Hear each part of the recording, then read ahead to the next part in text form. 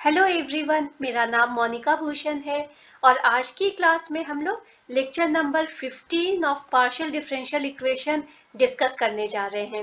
Okay, तो आज की क्लास में हम लोग देखने वाले हैं solution of one dimensional wave equation. हमने लास्ट क्लास में देखा था derivation of one dimensional wave equation. Fine, so derivation को हमने कंप्लीट कर लिया है। वहां पर हमने डिटेल्स में समझा था कि वेव इक्वेशन किसे कहते हैं, वन डायमेंशनल वेव इक्वेशन का सारा कॉन्सेप्ट जो है विद एग्जांपल हमने डिस्कस किया था। तो इस सॉल्यूशन को जानने के पहले अगर आपने डेरिवेशन की लेक्चर को नहीं देखा है तो उसे आप देख लें, जिससे आज की क्लास आपको आसान लगेगी।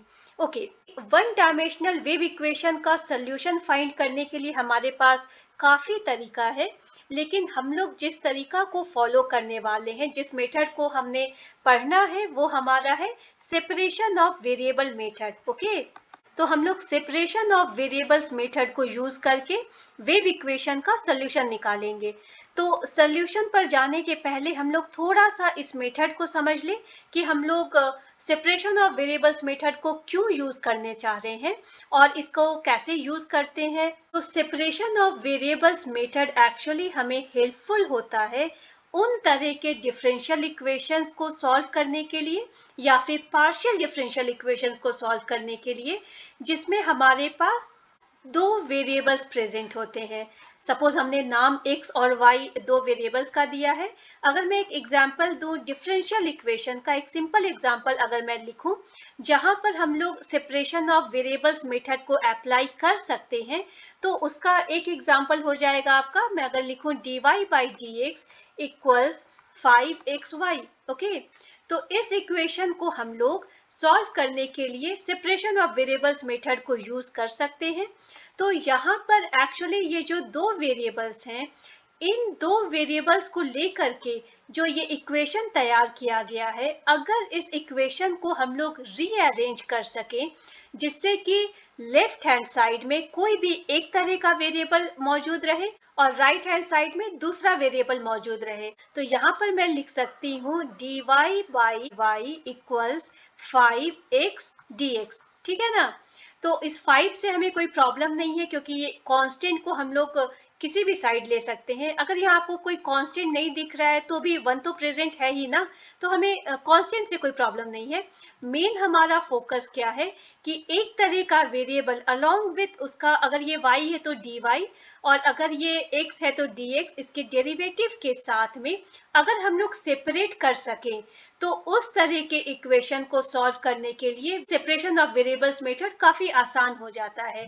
ठीक है, तो इसका मतलब क्या है कि हम लोग हर इक्वेशन को सेपरेशन ऑफ वेरिएबल्स मेथड से सॉल्व नहीं कर सकते हैं। जहां पर हमारा ऐसा रीअरेंजमेंट पॉसिबल है, चाहे वो डिफरेंशियल इक्वेशन हो चाहे वो पार्शियल डिफरेंशियल इक्वेशन हो, तो हम लोग इस मेथड को यूज करते हैं। तो जब बात आती है पार्शियल डिफरेंशियल इक्वेशन की, तो वहां पर हमारे पास कुछ और कंडीशंस भी रहते हैं, और वो ये है कि उस तरह के पार्शियल डिफरेंशियल इक्वेशन को हम लोग सेपरेशन ऑफ वेरिएबल्स मेथड से सॉल्व कर सकते हैं जहां पर कि पार्शियल डिफरेंशियल इक्वेशन जो है वो लीनियर होमोजीनियस रहे। ओके, मतलब इसके पास भी दो वेरिएबल्स होने चाहिए। फाइन, ये एक कंडीशन हो गई, और दूसरी कंडीशन है कि ये हमारा लीनियर होमोजीनियस होना चाहिए। और जो तीसरी कंडीशन है वो क्या है कि इसका जो बाउंड्री कंडीशन होगा, ओके, वो भी लीनियर होमोजीनियस होना चाहिए। तो हम इन चीजों को डिटेल में समझेंगे बाउंड्री कंडीशन क्या होती है, लेकिन जो लीनियर होमोजीनियस पीडीई है इसे हमने अपने पहले लेक्चर में समझ लिया है, तो इसे हम लोग फिर से नहीं एक्सप्लेन करने वाले हैं, नहीं तो वीडियो काफी लंबा हो जाएगा। तो अगर आपने linear homogeneous partial differential equation में कोई डाउट है तो आप उस वीडियो को देख सकते हैं जहां पर हमने इसे डिस्क्राइब किया था। ओके, ये तो क्राइटेरिया हो गई separation of variables method use करने की। लेकिन अब बात आती है कि हम लोग सेपरेशन ऑफ वेरिएबल्स मेथड को क्यों यूज करना चाहते हैं। हमारे पास और भी डिफरेंट मेथड्स हैं, तो हम इसी मेथड को क्यों यूज करना चाह रहे हैं। तो basically separation of variables method हमारा काफी आसान कर देता है पार्शियल डिफरेंशियल इक्वेशन को, क्योंकि इस मेथड से क्या होता है कि वो हमारे पार्शियल डिफरेंशियल इक्वेशन को रिड्यूस कर देता है हमारे दो ऑर्डिनरी डिफरेंशियल इक्वेशन में। तो एक ऑर्डिनरी डिफरेंशियल इक्वेशन हो जाएगा हमारे एक इंडिपेंडेंट वेरिएबल के रेस्पेक्ट में, और दूसरा ऑर्डिनरी डिफरेंशियल इक्वेशन हो जाएगा हमारे सिर्फ दूसरे इंडिपेंडेंट वेरिएबल के रेस्पेक्ट में। तो इस तरह से पार्शियल डिफरेंशियल इक्वेशन दो ऑर्डिनरी डिफरेंशियल इक्वेशन में कन्वर्ट हो जाएगा, और तब उनका सोल्यूशन निकालना हमारे लिए काफी आसान हो जाएगा। ठीक है, तो इस वजह से हम लोग सेपरेशन ऑफ वेरिएबल्स मेथड को ट्राई करना चाहते हैं। तो जब हमें सोल्यूशन निकालना है वन डायमेंशनल वेव इक्वेशन का, तो हमने अपने पिछली ही क्लास में देखा था कि वन डायमेंशनल वेव इक्वेशन क्या होता है। हमने डिराइव किया था कि वन डायमेंशनल वेव इक्वेशन जो है del 2u by del t square equals c square del 2u by del x square है। ठीक है ना, जहां हमने कहा था c स्क्वायर जो है वो कांस्टेंट है, और ये हमारा क्या है, ये हमारा linear homogeneous partial differential equation है। फाइन, तो इस इक्वेशन पर हम लोग सेपरेशन ऑफ वेरिएबल मेथड को यूज करना चाहते हैं इसका सोल्यूशन निकालने के लिए। ठीक है, तो उसके लिए हमें इसका बाउंड्री कंडीशन भी जानना होगा। फाइन, उसके पहले थोड़ा सा हम लोग देख लें कि ये हमारा u t x ये क्या है। हमने क्या देखा था अपनी पिछली क्लास में कि ये जो इक्वेशन है वो वन डायमेंशनल वेव इक्वेशन है। यहाँ पर हमने एक एग्जाम्पल लिया था एक स्ट्रिंग का, जो कि आपके गिटार की स्ट्रिंग है। फाइन, तो इस स्ट्रिंग को हमने टाइटली हमने यहाँ पर दो सिरों से इसे बांध कर रखा था। फाइन, और इसे स्ट्रिंग काफी स्ट्रेच्ड है, मतलब इसके अंदर टेंशन है इस स्ट्रिंग के अंदर में। ये जो स्ट्रिंग है वो हमारा यहाँ पर इसका लेंथ 0 है, और फाइनली इस स्ट्रिंग का ये कंप्लीट लेंथ L है। फाइन, तो एक्चुअली स्टार्ट में ये स्ट्रिंग बिल्कुल रेस्ट में है, अभी इस स्ट्रिंग पर कोई भी वाइब्रेशन नहीं है, क्योंकि वाइब्रेशन यहाँ पर तब होगा जब हम इस पर कोई भी तरह से एक फोर्स अप्लाई करेंगे। और वो फोर्स कैसे होगा, आप सपोज आप अपने स्ट्रिंग को कहीं पर एक जगह पर खींच रहे हैं। सपोज अगर मैं एक पॉइंट यहाँ एक पॉइंट दूं, इस पॉइंट से आपने इस स्ट्रिंग को थोड़ा खींचा है, ठीक है ना, बाहर की ओर। तो अगर इस स्ट्रिंग को हमने बाहर की ओर खींचा है तो अब वो स्ट्रिंग इस तरह से कुछ आएगी नजर। ठीक है, तो इसको खींच करके अगर आप इसे छोड़ देंगे तो अब आप देखेंगे कि इस पर टू एंड फ्रो वर्टिकली इस पर वाइब्रेशन शुरू हो जाएगा, मतलब वो वाइब्रेशन कुछ इस तरह से दिखेगा। ठीक है ना, अगर आप इमेजिन करें अपनी स्ट्रिंग को तो कुछ इस तरह से वाइब्रेशन दिखाई देगा। वाइब्रेशन का नेचर क्या होगा वो डिपेंड करेगा कि आप फोर्स कितना लगा रहे हैं और किस तरह का लगा रहे हैं। अगर आप फोर्स यहाँ न लगाकर इस पॉइंट से अगर इस स्ट्रिंग को खींचे, और अगर 3 जगहों पर खींचे और ऐसा कुछ भी अलग अगर हम फोर्स लगा रहे हैं तो वाइब्रेशन भी थोड़ा अलग रहेगा, लेकिन उसका जो नेचर रहेगा वो हमेशा ट्रांसवर्स डायरेक्शन में वो वाइब्रेट करेगा। इन चीजों को हमने पिछली क्लास में काफी इलेबोरेटेड समझा है। मतलब कि ये जो वाइब्रेशन होगी, डिफ्लेक्शन है वो हमारा वाई डायरेक्शन में होगा, और ये डिफ्लेक्शन हमारा ऊपर नीचे की ओर स्ट्रिंग इस तरह से वाइब्रेट करेगी। और हमने ये भी कहा था कि हम लोग एक्स डायरेक्शन में डिफ्लेक्शन को नेग्लिजिबल मान रहे हैं। ठीक है ना, तो बेसिकली ये जो u है, जिस u को हमने यहाँ पर लिखा है, वो u क्या है, वो डिफ्लेक्शन इन द स्ट्रिंग है। ठीक है, डिफ्लेक्शन इन द स्ट्रिंग मतलब कि स्ट्रिंग जो अपने स्टैंड स्टिल पोजीशन से ऊपर नीचे जो वाइब्रेट कर रही है, ये इसका डिफ्लेक्शन बताता है, और यही हमारा u है। तो ये u बेसिकली u को डिस्क्राइब करने के लिए, इस डिफ्लेक्शन को बताने के लिए मुझे दो क्वांटिटी को और समझना होगा। ठीक है ना, अगर मैं इस फंक्शन को, अगर मैं यहाँ पर इस वेव को अगर मैं कंसिडर करूं तो यहाँ पर क्या हो रहा है, यहाँ पर डिफ्लेक्शन कितना हो रहा है, कैसा हो रहा है, ये बताने के लिए स्ट्रिंग के किसी भी पॉइंट पर अगर मैं डिफ्लेक्शन को बताना चाहूँ तो मुझे हेल्प लेनी होगी इस x कोऑर्डिनेट की। मतलब हर एक पॉइंट पर वो कौन सी जगह पर डिफ्लेक्शन किस तरह की हो रही है, तो इसके लिए मुझे u को लिखना होगा। एक तो ये डिपेंड करता है वेरिएबल x पर, क्योंकि हर एक पॉइंट कौन से पोजीशन पर है, और दूसरा इसका जो डिफ्लेक्शन है वो किस समय पर कितना हो रहा है, मतलब इसे हम लोग टाइम पर भी डिपेंड करते हैं। तो u जो डिफ्लेक्शन है वो डिपेंड करता है दो इंडिपेंडेंट वेरिएबल्स पर, जो कि एक है मेरा x और दूसरा है t। फाइन, और ये जो x एक्सिस है वो बेसिकली लेंथ है हमारे स्ट्रिंग की। ओके, तो अगर मुझे सेपरेशन ऑफ वेरिएबल मेथड से सॉल्व करना है, इस u को मुझे फाइंड आउट करना है कि किसी भी टाइम पर कौन से पोजीशन पर u किस तरह से वाइब्रेट कर रहा है, वो फंक्शन कैसा है, तो उसे हमें निकालने के लिए हम लोग separation of variable method use करना चाहते हैं। मगर उसे यूज करने के लिए हमने क्या कहा था, एक क्राइटेरिया तो फुलफिल हो गई है कि ये दो वेरिएबल पर डिपेंड कर रहा है, फाइन। और दूसरा क्या है, हम लोग सॉल्व करते समय देखेंगे कि क्या एक तरह के वेरिएबल और दूसरे तरह के वेरिएबल को हम लोग टोटली दो साइड्स में इक्वेशन के LHS और RHS में क्या सेपरेट कर सकते हैं। और तीसरा क्या है कि इसका जो बाउंड्री कंडीशन है वो भी हमारा लीनियर होमोजीनियस होना चाहिए। तो इसका बेसिकली बाउंड्री कंडीशन क्या है, तो जो भी हमने सेटअप किया है अपने एक्सपेरिमेंट का, उसे समझने के लिए हमें दो और चीजों को समझना है, जो कि ये एक कहलाता है इनिशियल कंडीशन और दूसरा कहलाता है बाउंड्री कंडीशन। तो सबसे पहले हम समझें कि इनिशियल कंडीशन क्या होता है। इनिशियल कंडीशन का मतलब क्या है, जब टाइम बिल्कुल जीरो है, हमने अभी तक से एक्सपेरिमेंट को स्टार्ट भी नहीं किया है, तब हमने माना है कि टाइम जो है t इक्वल 0, उस समय मेरे स्ट्रिंग पर कोई भी फोर्स नहीं लगा हुआ है। स्ट्रिंग जो है बिल्कुल वो पैरेलल टू एक्स एक्सिस है, यहाँ पर कोई भी वाइब्रेशन नहीं हो रहा है। तो जो इनिशियल कंडीशन है वहां पर मैं कहूँ कि जब मेरा टाइम 0 है, ठीक है ना, उस समय जो जो मेरा डिफ्लेक्शन है, फाइन, डिफ्लेक्शन एक्स के किसी भी कोऑर्डिनेट पर, चाहे वो यहाँ किसी भी जगह हो, जब वो टाइम 0 है वहां पर मेरा डिफ्लेक्शन तो कुछ भी नहीं है, क्योंकि वो जो स्ट्रिंग है वो बिल्कुल पैरेलल टू एक्स एक्सिस ही है। और दूसरा हम क्या कहेंगे कि जो rate of change of deflection है वो भी 0 है, मतलब कोई भी फोर्स उस समय अप्लाई नहीं हो रहा है। तो हम कहेंगे कि del by del t of u, मतलब विथ रिस्पेक्ट टू टाइम जो मेरा डिफ्लेक्शन है उसमें कोई भी चेंजेस नहीं आ रहे हैं, ठीक है ना। तो ये मेरा इनिशियल कंडीशन कहलाता है, ये हमारा इनिशियल कंडीशन हो गया, फाइन, ओके। अब बाउंड्री कंडीशन क्या होती है, तो बाउंड्री कंडीशन को समझने के लिए हमें इन दो बाउंड्रीज पर, इन दो कॉर्नर्स पर हमारे स्ट्रिंग का क्या सिचुएशन है ये हमें बताना होता है। और ये क्या है कि हमने ऐसा एज्यूम किया है कि जब स्ट्रिंग पर कोई भी फोर्स लग गया है, स्ट्रिंग वाइब्रेट कर रही है, तो किसी भी समय वो वाइब्रेशन जो है इन दोनों कॉर्नर्स पर नहीं हो रहा है। ये दोनों कॉर्नर्स को हमने फिक्स करके रखा है, तो स्ट्रिंग के किसी भी पोजीशन पर वो वाइब्रेशन तो हो रहा है, लेकिन इस कॉर्नर पर कोई भी वाइब्रेशन नहीं है, ये बिल्कुल फिक्स्ड है। तो ये बाउंड्री कंडीशन क्या बताता है कि u जो है इस कॉर्नर पर, जब मेरा x जो है 0 है, बिल्कुल स्टार्ट हम कर रहे हैं इस कॉर्नर पर, किसी भी टाइम पीरियड में जो डिफ्लेक्शन है वो मेरा 0 है।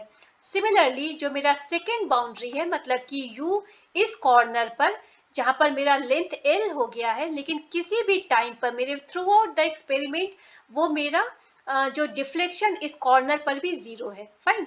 तो ये हमारा बाउंड्री कंडीशन कहलाता है। तो इन कंडीशंस को भी अगर हम देखें तो ये हमारा लीनियर होमोजेनियस है। तो हम लोग यहाँ पर अब finally separation of variable method use करके अब सोल्यूशन निकालने जा रहे हैं, ठीक है। तो अब हम यहाँ पर देख रहे हैं कि ये हमारा del 2 u by del t square equals c square del 2 u by del x square one dimensional wave equation है। ये तो हमने डिराइव कर लिया था। तो हमने माना है कि ये जो u जो डिफ्लेक्शन है वो x और t दो इंडिपेंडेंट वेरिएबल्स पर डिपेंड करता है, जहां पर x जो है टोटली x का ही फंक्शन है, ठीक है ना, और हमारा जो t है वो सिर्फ t का ही फंक्शन है, फाइन। तो अब हम लोग लिखने वाले हैं कि इसका जो सोल्यूशन हम निकालेंगे सेपरेशन ऑफ वेरिएबल मेथड से, तो उसके लिए मुझे क्या करने की ज़रूरत है।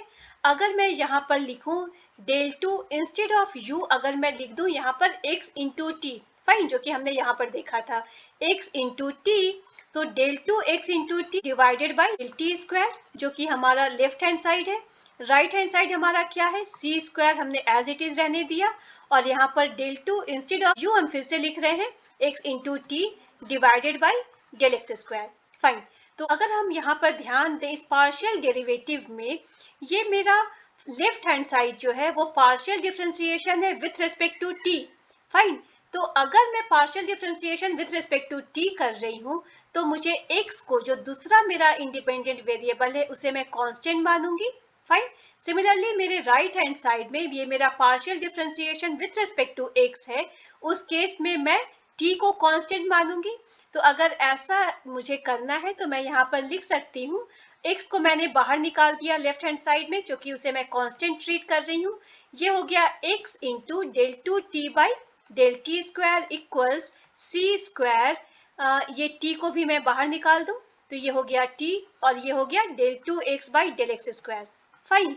अब मेरा गोल है कि अगर यहाँ पर मेरा ये विथ रेस्पेक्ट टू t मेरा डिफरेंशिएशन हो रहा है, पार्शियल डिफरेंशिएशन, तो यहाँ से मैं x को हटाना चाहती हूँ।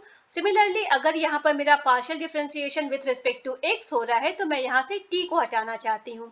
तो उसके लिए मैं एक काम कर सकती हूँ कि मैं left hand side right hand side दोनों में अगर मैं डिवाइड कर दूं x t c स्क्वायर सभी चीज़ों को, फाइन, अगर मैं डिवाइड करूं c स्क्वायर एक्स टी से लेफ्ट हैंड साइड को भी, और अगर मैं इसे डिवाइड करूं c square t del 2x by del x square को भी divided by c square x T लिखूं, तो उससे क्या होगा, इससे मेरा x और x कैंसिल हो गया लेफ्ट हैंड साइड में, और राइट हैंड साइड में c स्क्वायर इवन t भी कैंसिल हो गया। फाइन। तो यहाँ पर मैं लिख सकती हूँ 1 by c square t del 2t by del t square, और यहाँ पर हो गया मेरा 1 by x into del 2x by del x square. अगर मैं इस इक्वेशन को कंसिडर करूं तो यहाँ पर क्या हो रहा है, ये मेरा लेफ्ट हैंड साइड टोटली एक ही इंडिपेंडेंट वेरिएबल के रेस्पेक्ट में है जो कि t है। सिमिलरली मेरा राइट हैंड साइड टोटली एक ही इंडिपेंडेंट वेरिएबल के रेस्पेक्ट में है, फाइन, जो कि मेरा x का फंक्शन है। तो इन दोनों को मैं अगर इक्वेट कर दूं k से, किसी भी कांस्टेंट को नाम अगर मैंने k दे दिया है, तो इन चीज़ों को अगर मैंने k से इक्वेट कर दिया, फाइन। तो अगर आप ध्यान दें इस इक्वेशन को जो कि है मेरा 1 by x del 2x by del x square equals k, तो यहाँ पर आप देखेंगे कि मेरा जो लेफ्ट हैंड साइड है वो टोटली डिपेंड कर रहा है एक ही वेरिएबल के। तो इसे मैं वापस से लिख सकती हूँ, इस इक्वेशन की अगर मैं बात करूँ तो इसे मैं वापस से लिख सकती हूँ 1 by x d2x by dx square, okay, equals के। और ऐसा मैं क्यों लिख रही हूँ, क्योंकि हमने क्या कहा था कि अगर कोई भी इक्वेशन मेरा सिर्फ एक वेरिएबल पर डिपेंड करता है तो उसे हम लोग ऑर्डिनरी डिफरेंशियल इक्वेशन कहते हैं। यहाँ पर पार्शियल डिफरेंशियल इक्वेशन की जरूरत नहीं है क्योंकि यहाँ पर मेरा एक ही इंडिपेंडेंट वेरिएबल है, फाइन। तो यहाँ पर हमने क्या लिखा है 1 by x d2x by dx square equals के, और अगर इसे मैं फिर से लिखूं, रीराइट कर रही हूँ 1 by x d2x by dx square minus के इक्वल्स 0, क्योंकि मैं इस x को भी लेफ्ट हैंड साइड में लेकर के आ रही हूँ, फाइन। अगर मैं इस डिनोमिनेटर से x को भी हटाना चाहूँ जस्ट इसको सिंप्लीफाई करने के लिए, तो मैं लेफ्ट हैंड साइड, इस इक्वेशन का लेफ्ट हैंड साइड और राइट हैंड साइड दोनों में x से मल्टीप्लाई करना चाहती हूँ। तो यहाँ हम लिख सकते हैं x into d2x by dx square, और डिवाइडेड बाई x ऑलरेडी था पहले से, minus k into x equals 0 into x, तो आपको 0 ही देगा। तो फाइनली क्या हो गया, x और x कैंसिल हो गया, और ये है आपका d2x by dx square minus के एक्स इक्वल्स 0, फाइन। और अगर इसे मैं थोड़ा और सिंप्लीफाई करूं तो अगर यहाँ पर मैं इसे लिख रही हूँ, इसे मैंने d2 बाई dx स्क्वायर को अगर मैंने रिप्लेस कर दिया d स्क्वायर से, आपको याद होगा डिफरेंशियल इक्वेशन को सॉल्व करते समय हमने इसे d ऑपरेटर से रिप्लेस किया था।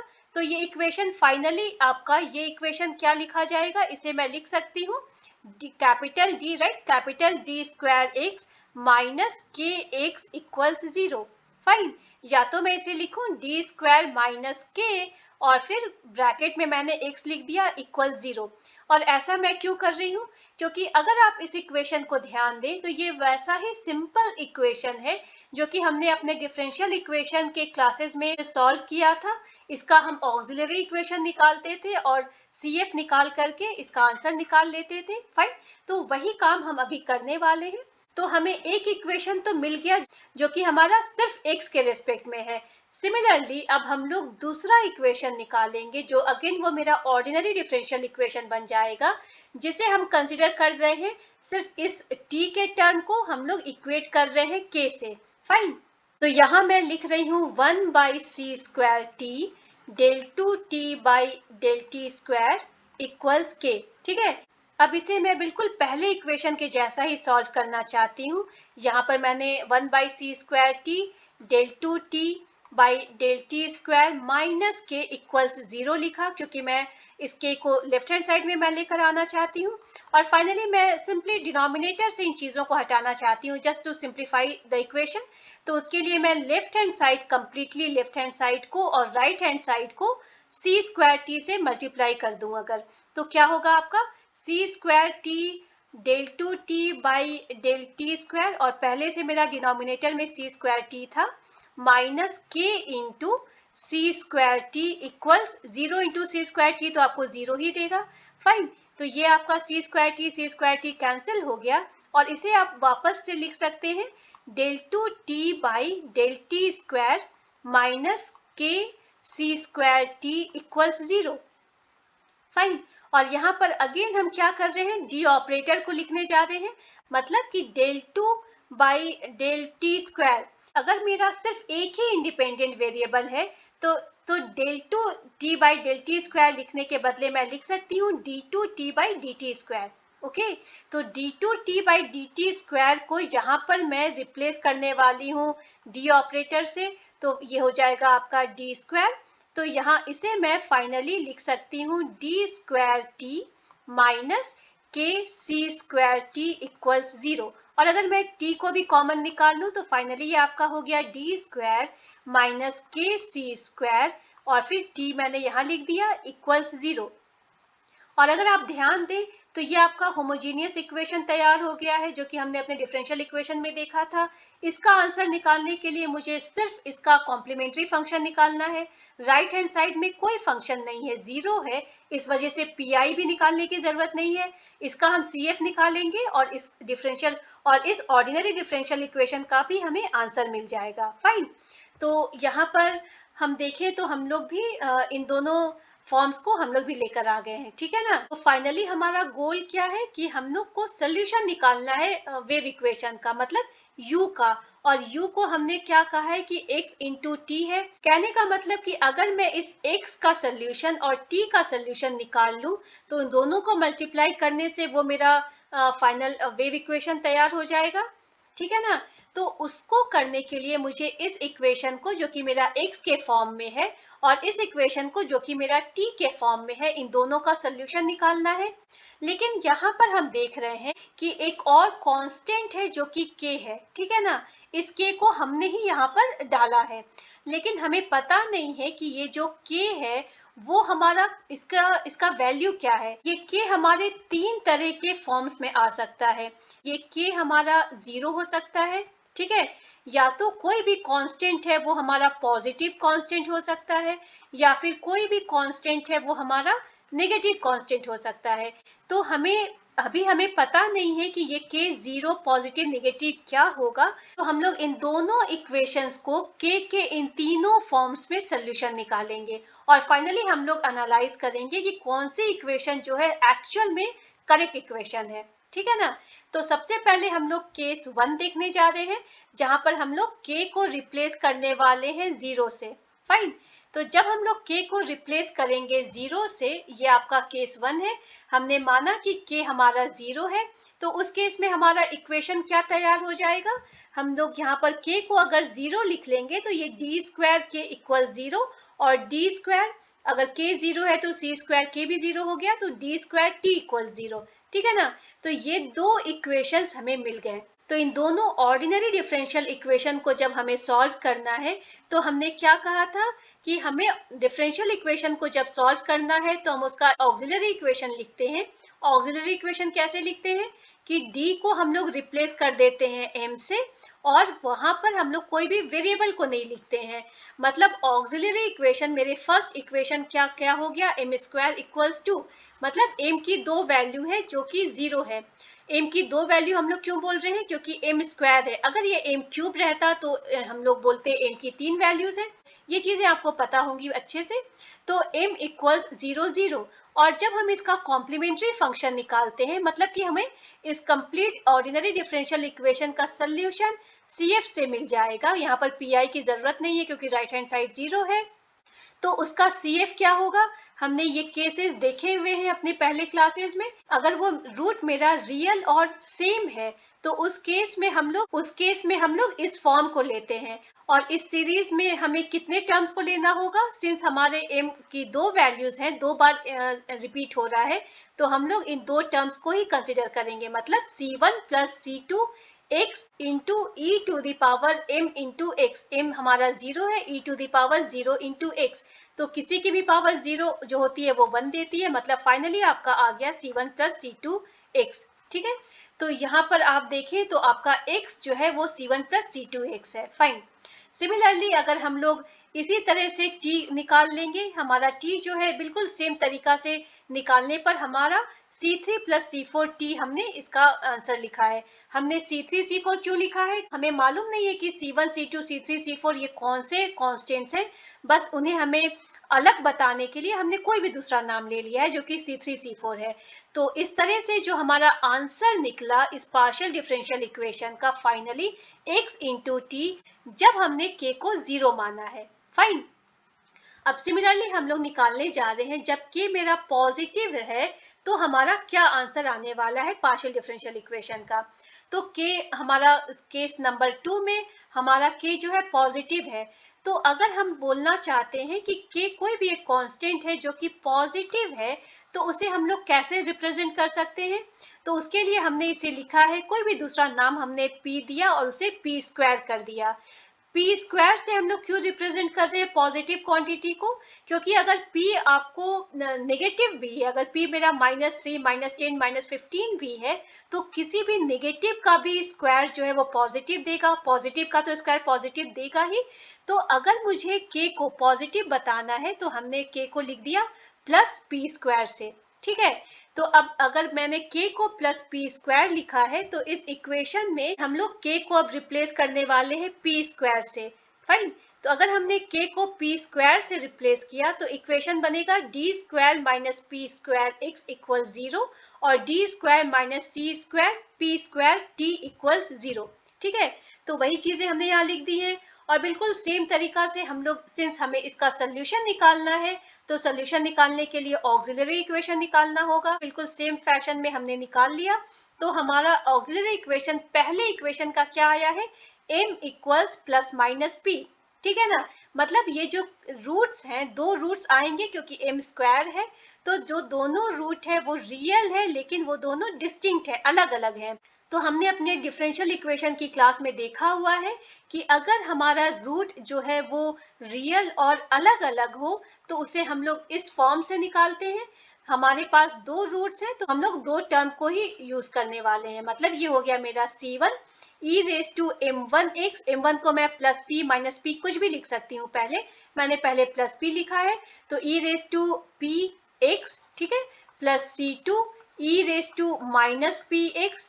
ठीक है, तो ये जो आंसर आया वो मेरा पहले ऑर्डिनरी डिफरेंशियल इक्वेशन का आंसर आया। ठीक है, x equals C1 e raise to px plus C2 e raise to minus px है। सिमिलरली अगर हम लोग t की वैल्यू निकालना चाहें तो उसी तरह से हम लोग इस कंडीशंस को लेंगे और यहाँ पर हमारा t जो है वो C3 e raise to CPT plus C4 e raise to minus CPT है। ठीक है, और हमने नाम C3 C4 बस इन कॉन्स्टेंट्स को अलग अलग बताने के लिए लिखा है। और फाइनली जो मेरा सेकेंड केस का आंसर आया x इंटू टी, हमने सेम चीजों को कॉपी की है। और अगर आप यहाँ ध्यान दें तो हमने यहाँ पर C1 dash C2 dash C3 dash C4 dash लिखा है। और उसका रीजन ये है कि पहले केस में भी हमने C1 C2 को लिया हुआ है और इस केस में भी हम लोग C1 C2 C3 C4 ले रहे हैं, तो उन्हें बस अलग दिखाने के लिए, अलग बताने के लिए हमने यहाँ पर इन पर डैश लगा दिए हैं। आप चाहे तो कोई और नाम भी दे सकते हैं, C5 C6 कुछ भी आप लिख सकते हैं। फाइन। तो हमारा ये जो सोल्यूशन आया वो k की पॉजिटिव वैल्यू पर आ रहा है। अब हम लोग देखने जा रहे हैं थर्ड केस। थर्ड केस क्या है? जब मेरा k नेगेटिव है। तो k हमारा अगर मुझे नेगेटिव से रिप्रेजेंट करना है तो उसके लिए मुझे क्या करना होगा? अभी अभी हमने केस 2 में देखा था कि किसी भी क्वांटिटी को पॉजिटिव बताने के लिए हम लोग पी स्क्वायर दिखाते हैं। तो पी स्क्वायर जो है वो हर केस में पॉजिटिव है, तो उस पर अगर हम नेगेटिव लगा देंगे तो ये हर केस में नेगेटिव ही बनेगा ना। तो यहाँ पर हमने के को लिख दिया है माइनस पी स्क्वायर से, ठीक है। तो अगर मेरा के माइनस पी स्क्वायर है तो अब हम वापस से इस इक्वेशन में जाएंगे और के को रिप्लेस करेंगे माइनस पी स्क्वायर से। फाइन। तो मेरा फाइनली इक्वेशन क्या तैयार हो जाएगा, d square plus p square x equal 0 और d square plus c square p square t equals 0। Fine. तो यहाँ पर हमने वही चीज लिखा है और सेम तरीका से हम ऑक्सिलरी इक्वेशन लिख रहे हैं। और फाइनली हमने देखा कि हमारे पहले इक्वेशन का जो ऑक्सिलरी इक्वेशन है, इवन दूसरे इक्वेशन का भी जो ऑक्सिलरी इक्वेशन है, ये दोनों ही इमेजिनरी पेयर हैं। और हमने इस फॉर्म को भी अपनी क्लास में देखा हुआ है कि अगर कोई भी आंसर अगर हमारा इमेजिनरी पेयर में आता है, फाइन, तो उसे हम लोग इस फॉर्म में लिखते हैं। और यहाँ आप ध्यान दें तो ये आपका जो रियल पार्ट है वो 0 है, ठीक है ना। तो इस केस में ये जो p है, e raise to p x, p की जगह हम लोग 0 लिखेंगे और q की जगह हम लोग लिखेंगे जो भी मेरा i के साथ में, जो भी इमेजिनरी साइड में जो भी क्वांटिटी है, ये p है, तो q को हम लोग p से रिप्लेस कर देंगे, ठीक है। तो फाइनली ये हमारा क्या हो जाएगा, e की पावर 0, तो ये तो हमें 1 दे देगा। आंसर आएगा आपका c1 cos px plus c2 sin px, ठीक है। तो अगर आप ध्यान दें तो c1 cos px plus c2 sin px आ रहा है। सिमिलरली आप t को भी निकाल लेंगे, वो आपका आएगा c3 cos cpt plus c4 sin cpt। Fine. और जब फाइनली हम लोग जब सोल्यूशन इस थर्ड केस का लिखेंगे तो इन दोनों चीजों को जो हमने लिखा है यहाँ पर हमने मल्टीप्लाइंग फैक्टर के साथ में हमने इन दोनों चीजों को मल्टीप्लाई कर दिया। और वही रीजन है, C1 C2 को हम लोग यूज कर रहे हैं, तो इस वजह से इन सभी C1 C2 C3 C4 पर हमने यहाँ पर दो दो डैश लगा दिए हैं। आप कोई और नाम भी दे सकते हैं। ओके। तो अब तक से हमने क्या देखा कि ये जो हमारा फाइनल आंसर आया है वो हमारे तीन तीन आंसर्स आ रहे हैं, मतलब सभी पॉसिबल केसेस जो हो सकते हैं हमारे वन डायमेंशनल वेव इक्वेशन को सॉल्व करने के, उन सभी पॉसिबल केसेस को हमने देखा। तो उस तरह से हमारे पास तीन तरह के सॉल्यूशंस भी आ रहे हैं, लेकिन कोई एक ही सॉल्यूशन जो है वो वेव इक्वेशन की फिजिकल प्रॉपर्टी को सेटिस्फाई करेगा। तो अगर हम अब एनालाइज करें कि किस आंसर को हमें रखना है और किस आंसर को हमें डिस्कार्ड करना है, हमें हटाना है, तो उसके लिए हम देखेंगे, ये हमारा पहला केस है जब के हमारा 0 था, ठीक है। जब के 0 था तो हमें जो सोल्यूशन मिल रहा है वो है c1 plus c2x into c3 plus c4x। तो ये इक्वेशन आपका क्या है, ये एक एल्जेब्राइक फॉर्म है, ये आपको कुछ खास प्रॉपर्टी नहीं बता रहा है वेव का। वेव की फिजिकल प्रॉपर्टी क्या होती है, हमने क्या कहा था कि जो हमारा वेव है वो परपेंडिकुलर टू एक्स एक्सिस, ये हमारा ट्रांसवर्स डायरेक्शन में वाइब्रेट कर रहा है। ट्रांसवर्स डायरेक्शन में वाइब्रेट करने का क्या मतलब है कि जो भी हमारा टू एंड फ्रो मोशन है वो वाई डायरेक्शन में है। तो इस तरह से इस पर माइनर स्लोप है, स्लोप काफी बड़ा, इतना ज्यादा स्लोप नहीं है, लेकिन इस पर कुछ जो भी स्लोप है वो इस तरीके का स्लोप है और यही हमारा वाइब्रेशन कहलाता है, ठीक है ना। इसी वेव इक्वेशन की फिजिकल प्रॉपर्टी को जो भी इक्वेशन, जो भी सोल्यूशन सेटिस्फाई करेगा वही हमारा फाइनल आंसर होगा। लेकिन ऐसी कोई भी प्रॉपर्टी को इस इक्वेशन से हम लोग नहीं समझ पा रहे हैं, ठीक है। से इस सोल्यूशन को हम लोग नहीं मानेंगे क्योंकि इस प्रॉपर्टी को डिस्क्राइब ही नहीं कर रहा है। ओके। अगर हम लोग सेकेंड आंसर को देखें, जब मेरा के पॉजिटिव था तो हमने आंसर इसे निकाला था और ये आंसर हमारा क्या बताता है कि ये जो फंक्शन है वो एक्सपोनेंशियल है। Fine. e raise to p x भी है और e raise to minus p x भी है। सिमिलरली यहाँ पर e raise to c p t है और e raise to minus c p t भी है।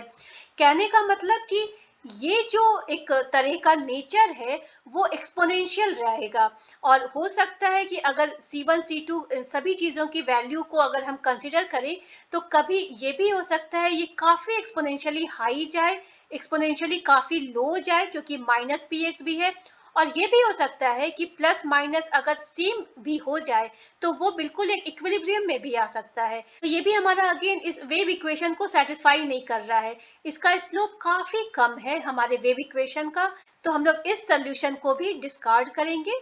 फाइन, अब हम लोग थर्ड आंसर पर जाते हैं।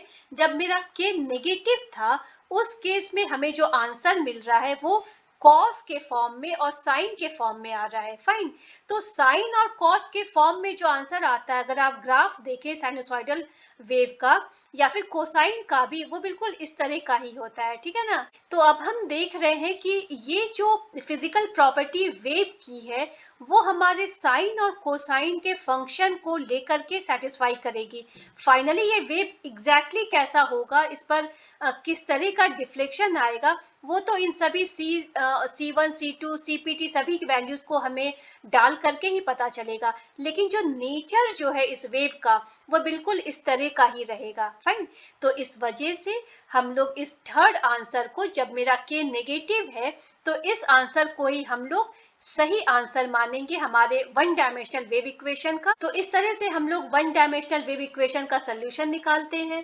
फाइन, तो अगर आपको ये क्लास यूजफुल लगी हो तो प्लीज लाइक और सब्सक्राइब करें मेरे चैनल को। Thank you.